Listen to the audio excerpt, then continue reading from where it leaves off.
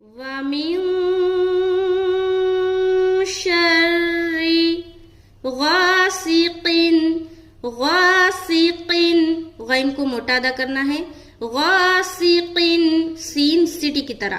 قن اذا وقب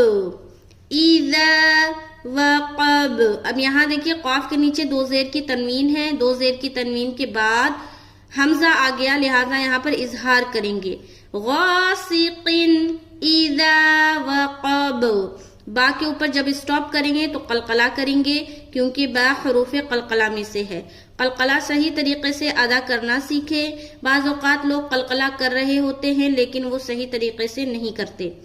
قلقلہ کی آواز کیسی ہوگی دیکھیں. وقب وقب. اگر کوئی پڑھے اذا وقب تو قلقلہ نہیں ہوا. ہمیں کیا پڑھنا ہے؟